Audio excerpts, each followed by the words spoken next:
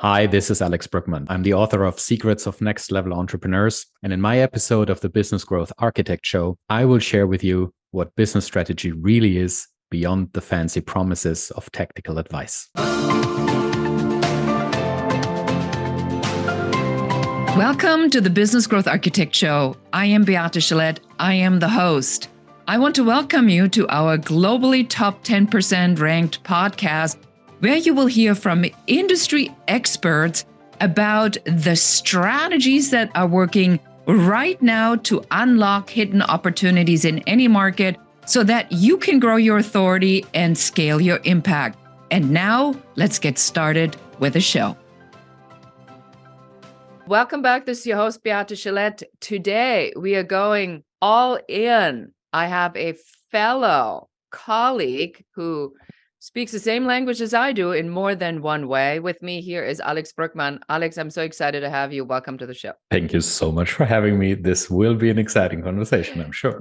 I know it will be. I'm just going to rip the Band-Aid off and I'm going to stick my finger right into the wound. You are a fellow business strategist. Why don't you introduce yourself? And then I'm going to ask you the number one provocative question that you and I immediately uncovered when we spoke for the first time. So go ahead, tell everybody who you are and what you do, please. I live in Vancouver, originally from Germany, and I've been working with small businesses up to Fortune 50 companies on business strategy and leadership related topics all my life. Excellent. When you and I first talked, and as a fellow strategist, you made a very provocative statement to me, and you have a very strong opinion about it. So I'm going to ask, how many strategies should a business have? Well, if you ask me that way, I clearly have to say there is only one strategy. That is the strategy of your organization. Everything else underneath is not strategy. That's tactics. That's getting you to where you want to be. And I think this is one of the biggest misconceptions of organizations and people in general when it comes to strategy, that they use the term all over the place and therefore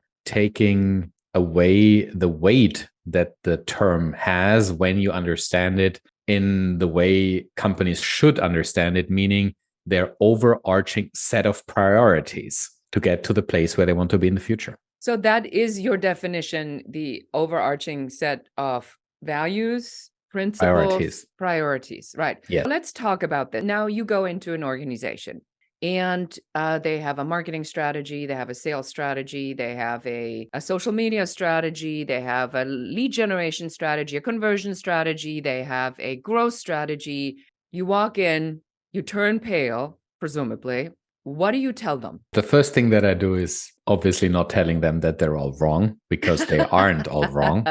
They can use that term strategy as much as they want if they define it properly. Of course, an organization can have a marketing strategy, but organizations also need to understand that if everyone uses the term strategy without context, then it's just a buzzword which confuses everyone. And since I've never been in any organization that has taken the time to clearly define what the term actually means for them, everyone uses the term for everything. And this is where things get difficult. Because you can obviously say, I have a marketing strategy, I have an HR strategy. You can even go down and say, I have a new talent strategy and a hiring strategy, and God knows what strategy you have. The problem comes when you use the term without defining what it means, because then people be like, wow, that sounds fancy. Everyone's talking about strategy. I call my stuff a strategy too. But in the end, you're not doing yourself a service. You're not doing the business a service, because if you don't understand what strategy is, then you cannot execute on it.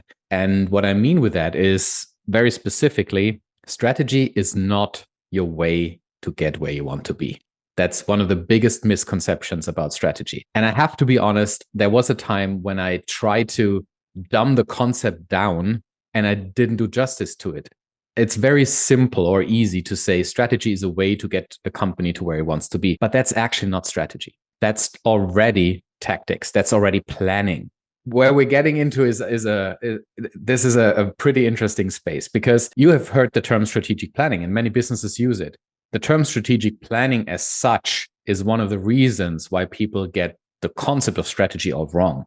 Strategic planning is an oxymoron. It doesn't exist. You can either do strategy or you can do planning. You can't do both at the same time, because both concepts inherently are very, very different. Strategy is about the client, about the future, about external factors. And planning is all about trying to get a hold of things, try to understand who does what by when, and create the illusion of control. It's internal. And that in itself doesn't work. We need both in an organization. We need strategy and we need planning, and both need proper space, but they need different mindsets. They need different approaches. We need both. We need to give both the space that they need. And if we just mix them together, we don't do justice to neither strategy nor planning. Going back to my point about strategy is not your way that will get you to the goal. That is planning. It's tactics. Strategy is about understanding what let's say the handful of top priorities in your business are to reach that future state. What is the client that we want to serve? What are the big levers that we want to pull? Or you can also ask, what are the big bets that we're making to be successful in the future? What I'm hearing you say is that when you work with someone, and I think, maybe we can go into an example so we can bring this to life for our audience, the Beehive, and say, what does this actually look like in real life? So when you come into me and you say, all right, the strategy is sort of the bold, hairy goal that we're putting in place of what we want to achieve. Am I understanding this correctly? Yes. For the sake of this conversation, we can go that way. Yeah. Good. Let's maybe go and do an example. Most people, when they think about planning or strategic planning, to use these two words together, not correctly, of course, is that people say, I'm making $1 million this year. I want to make $1.5 million next year. So now I am going to develop a strategy to get to these $1.5 million. How do you now, when somebody says this to you, what is your approach to this, so we understand the pattern behind the way you approach strategy? The smaller a company is, and that's counterintuitive, the smaller a company is, the more important strategy actually is, and the less important the planning part is. The reason why I say that is the following. When you are a small company, or a solopreneur even, it's incredibly easy just to go as fast as you can see, and to just, as people often say, pivot from one point to the next. And what they're actually doing is they are leaving so much potential just lying on the street without touching it, because they are not asking themselves the really big questions. If you are only thinking about the next year, you rob yourself of the opportunity to stack up your wins over time. Rather than asking yourself, I make $1 million this year, I want to make 1.5 next, what's my approach to that? You should ask yourself a different question. You should ask yourself the question, what is the life that I want to live in 5 years from now? And then you realize planning won't get you there. You can't plan out the next 5 years. That's just not possible, because there are so many things and externalities that will come your way. You can't predict it. What you can do is, by understanding where you want to be in 3 to 5 years, you can define the big levers, the big priorities that will most likely get you there. You can't plan step by step, but you have an understanding of which priorities might get you there. Let's make this very specific. For example, when you say, I run a small business and I want to be 10 times as big in 5 years from now than I am today, one of the big levers that will probably get you there is learning. There are things that you have no idea about that you need to understand at some point in the future in order to get you there. And I don't want to be too specific, but one example might be strategic pricing. How do you price your products and services? This is the biggest profit lever that any business has. Do you understand that lever? If you're not 100% sure whether I really understand that lever, learning about that lever might be an important priority for you. And this is just one example. There will be a ton of different other things that you as a business leader will have to learn. So learning and development for yourself might be one of the big priorities that will help you get to that point in the future. Another one will most likely be systems and talent. If you want to scale a business tenfold, there will be no way you can do that by conducting business exactly the same way as you do it today. You will have to hire the right kind of people. You will have to install the right kinds of systems and processes in your organization. Professionalization of systems and processes might be another priority. And the third priority might be talent and hiring and building a team. You see, these 3 levers have nothing to do with your offering.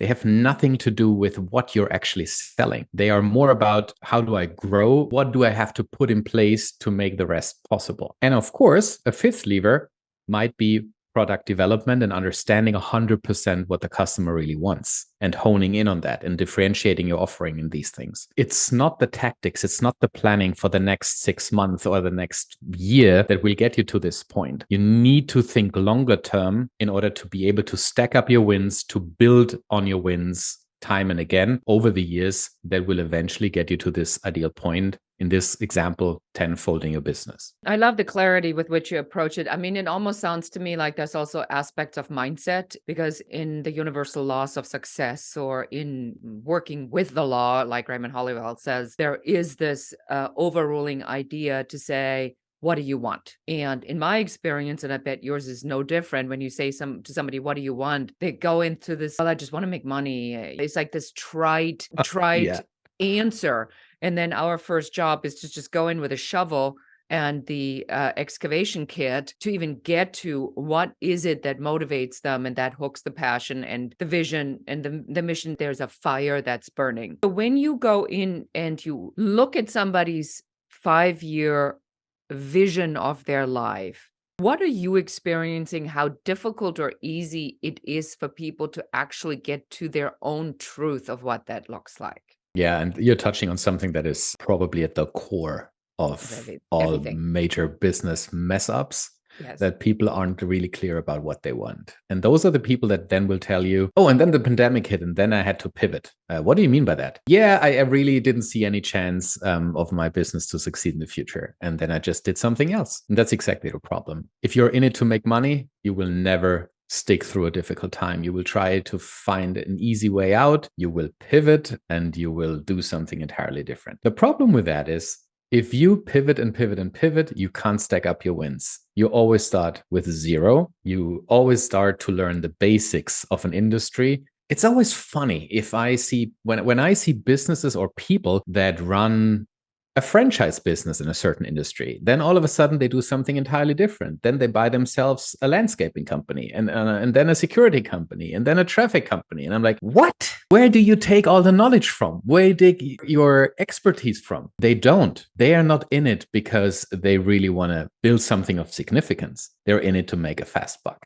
And that's when businesses, unfortunately, often fail, because there is no underlying foundation. It's not rooted in a vision or in something that you really want. There is no purpose behind what you do. And that's when everyone else in an industry will outperform you, who does have that underlying clear set of core values. They know exactly why they're doing what they're doing. They're in it for the long term. And business is a marathon. It's not a sprint. It's not a series of sprints. I believe when you ask yourself, what is it that I want to do, rather ask yourself, what is it who I want to be? And from there, start reverse engineering, what type of business do I want to be in, and how does it help me to become the person that I want to be? Wow, fascinating. We will talk more about your personal value statement and how to combine that with strategy right after this quick message. Are you looking for the hidden opportunities for you in this market? Or are you simply wanting to figure out what is your unique differentiation factor that makes clients want to work with you and not your competitors? If this resonates, I want to invite you to go to uncoverysession.com and schedule your 15-minute complimentary uncovery session with one of our business growth advisors that will take you through what your number one business growth blocker is, what you can do to remove it, and what your very best next step should be. And now let's get back to the show. Welcome back. This is Beate and Alex, and we're talking about two very fascinating things. What really sticks out to me, we both left Germany. We both went to another country. We both business strategists. And yet we talk about mindset, spirituality, loss, mindset, passion, burning desire, and all these really good concepts. How do you explain this to someone who comes to you for the hardcore strategy with a German accent, right? German engineered, and then you tell them about passion and desire and mindset? Fortunately, more and more people understand that business is not a set of hard skills, that succeeding in business has more to do with being human and humane than it has to do with a set of university taught skills that you bring to the game. And those are the people that I enjoy working with the most, because that's when you kind of create that common platform where you can then build something exciting on. And I give you two specific examples. I currently work with a national bank, and the CEO has a very interesting background, very diverse experience, always been in that industry, but has seen it from different angles. And that has brought so much humbleness that they are not thinking, I know the way, everyone behind me, let's go. It's more a co-creation of the future they want to build for the people in the business and the clients they serve. So it has a deeply humane aspect. And we're not talking about strategy in the sense of purely competitive strategy. We're talking about building a business of significance, something that helps people thrive. And that is so exciting, because the humane aspect of business is in the end the reason why we do what we do. You can't take any of the money that you have with you to the next chapter of your existence, however that will look like. But what you can do is you can influence the people that work with you and for you in ways that they see a legacy that truly matters. And with legacy, I don't mean the house that you hand down to the next generation, but what you use your business for when it comes to creating a more just environment, socially and environmentally speaking. And that is the true legacy of any leader. And strategy is a unique vehicle to think about the legacy that you want to create for a business. And that does not have anything to do with hard skills. That is all about how you show up, why you show up, and how you want to be remembered. There is no strategy without vision. And without vision, there can't be a strategy. Correct. Okay. I find this a very fascinating, slightly provocative statement, although I do believe in this. But I find that there are different levels of understanding of these principles. So either people have a very strong vision, but then they lack the strategic understanding on how to build this, or they feel just bad about it. Yeah. There is the middle that is on this perpetual roller coaster that you described, always looking for another internet marketing gimmick. Just follow this one thing. If you only knew how to sell from stage, everything would be great, which is an absolute lie. And then there are people that are just about money, where they say, I'm just in it to get to make the money as much as I can, as quickly as I can. And they blow up their relationships and all kinds of other things in the process. When you work with your clients, how do you assess what it is that they need? Do you have a particular process in place that you would like to share with our audience so that we can have them take a tangible takeaway from this call, from this podcast? Thank you for this question, because it gives me the opportunity to clear away one of the biggest misconceptions about strategy facilitation. I don't come in and tell people what to do.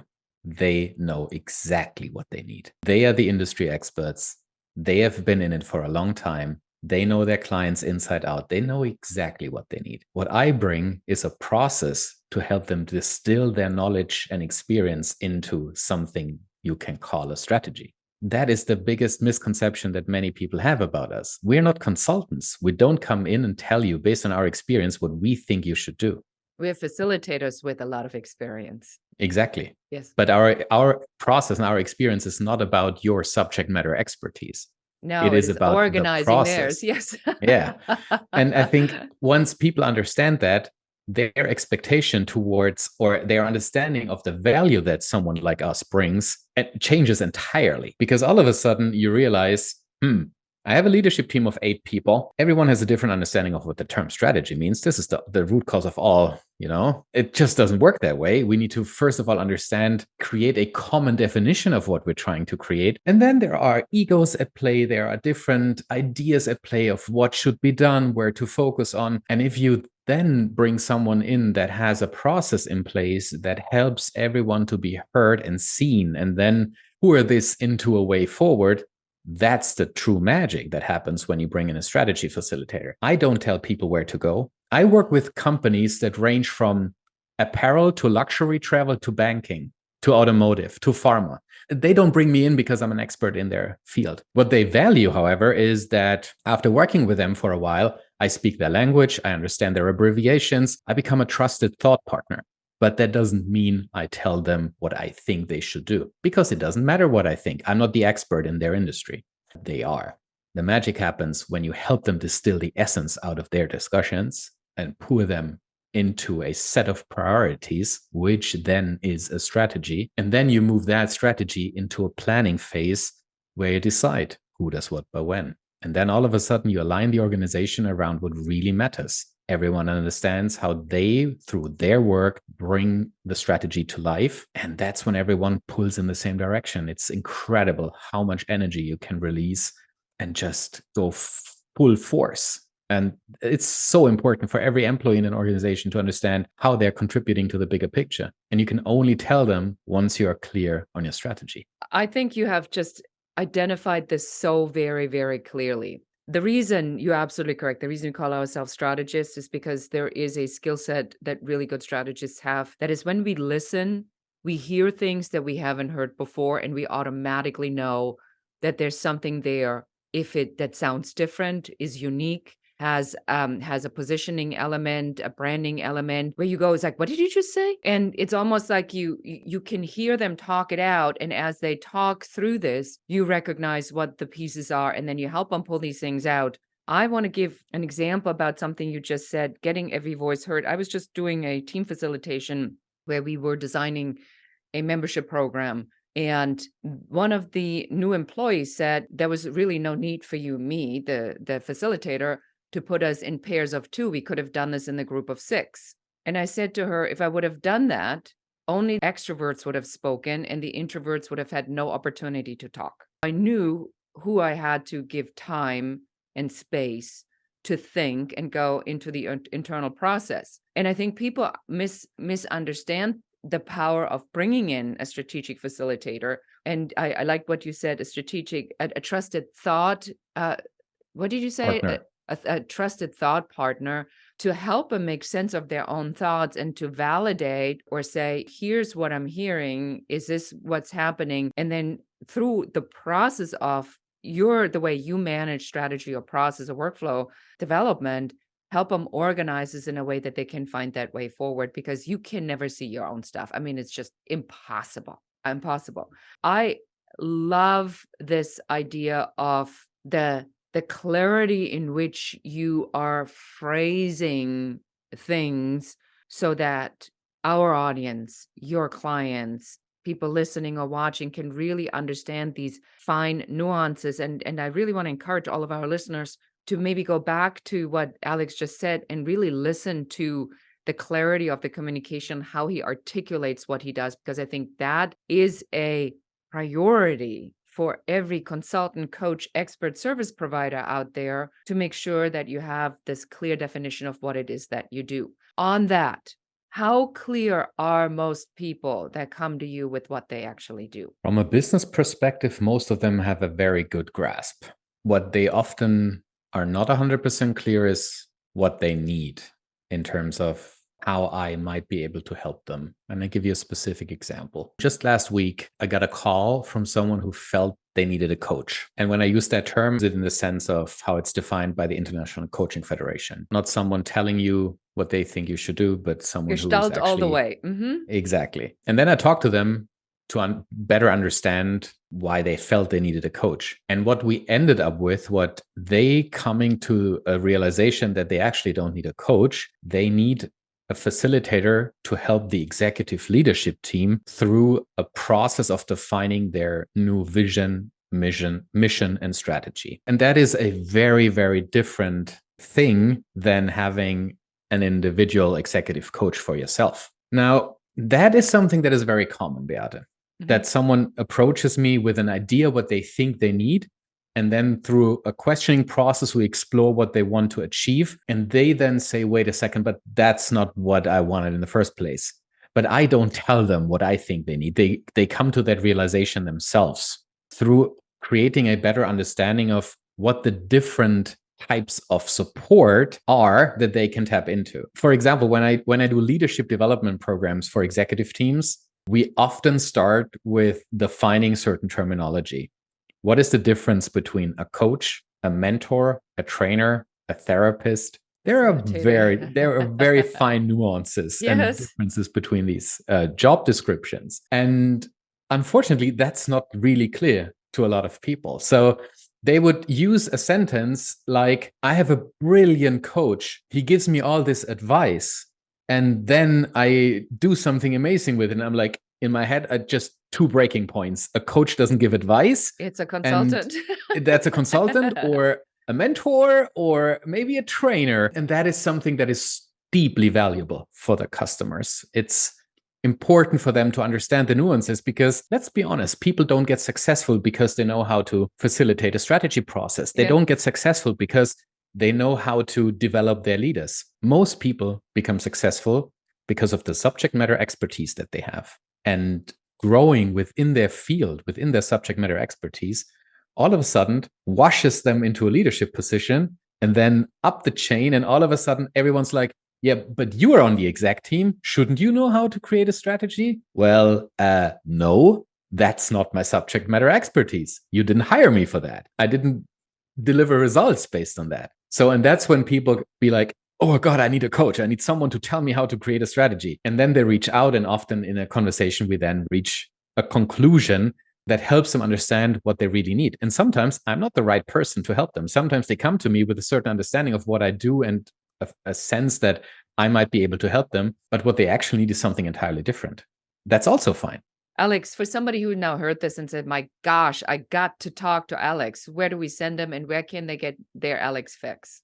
First of all, there's a lot of content on my website. You don't necessarily have to talk to me to benefit from all these thoughts. There is just a ton of content out there. I have a blog that I regularly feed with content. I have a podcast that is a companion podcast for my new book. There is the book. But if you really want to talk to me, you find a contact form on my website and you can reach out, alexthestrategist.com. Or if you dare to write my name, brueckmann.ca. And let's just talk about your book really quickly. So why do I want to read your book? Well, if you run your own business or if you're a corporate leader, that book gives you 3 main themes that you know make or break your success. One is hard skills that you most likely don't have because they are not your subject matter expertise. But if you want a seat on the table, those are the ones that you need to understand. 3 of them are understanding what sustainable business means, doing well while doing good. Another one, strategic pricing. How do you maximize your profit potential? And the third topic in this first theme is how to create a business strategy.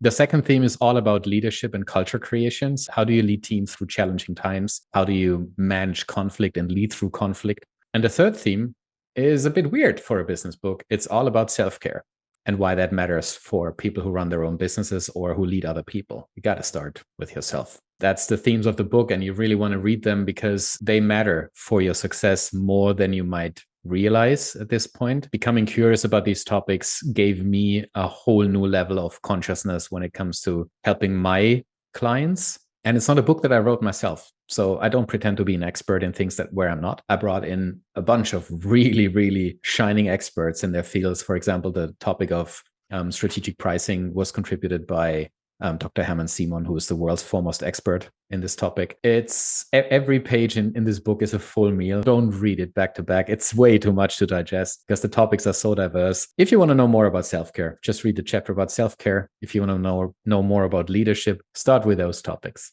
and put it back into the shelf. Alex, it's been absolutely fantastic to have you on the show. Loved speaking to another strategist. Loved that you have different ideas about this than I do. And because I do believe that different viewpoints help our audience to identify what resonates with them. So always listen to that and follow desire and follow your passion. So thank you so much for being here. Thank you for having me. I really enjoyed the conversation, Beate. And that's it for us today. Thank you so much for listening and watching. And until next time, this is your host, Beate Chelette, and goodbye. Thank you for listening to or watching the show. We are so excited that you're here and we are very grateful for you. Now it's our turn to ask you for help. Please do share this episode with one other person that needs to hear what we were talking about today. If there's any question you have about business, please do reach out to us and let us know. And don't forget to schedule your complimentary Uncovery session at uncoverysession.com, where one of our business growth advisors will help you to figure out what your number one business growth blocker is in only 15 minutes. And that's it for us today. Until next time.